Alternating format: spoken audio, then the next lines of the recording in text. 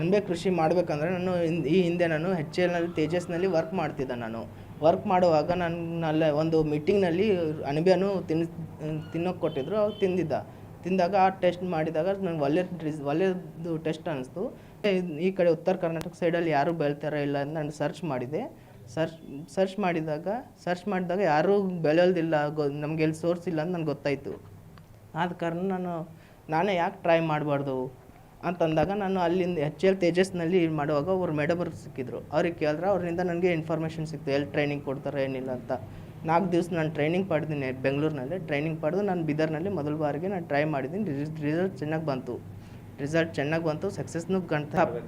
ಮನೇಲಿ ಸಪೋರ್ಟು ಚೆನ್ನಾಗಿದೆ. ಇವಾಗ ಮನೇಲಿ ನಮ್ಮ ಅಪ್ಪ ಅಮ್ಮವ್ರು ಅವ್ರನ್ನೂ ಸಪೋರ್ಟ್ ಮಾಡಿದ್ರು. ನಾನು ಈ ಥರ ಮಾಡ್ತೀನಿ, ಒಂದು ಒಳ್ಳೇದಿದೆ, ಹೊಸದು ಏನೋ ಒಂದು ಇದು ಮಾಡ್ತಿದ್ದೀನಿ ಅಂತಂದಾಗ ನಮ್ಮ ಮನೆಯಲ್ಲಿ ಅವರು ಸಪೋರ್ಟ್ ಮಾಡಿದ್ರು. ಅವರೇ ನನಗೆ ಇದು ಪ್ರೋತ್ಸಾಹ ನೀಡಿದರು.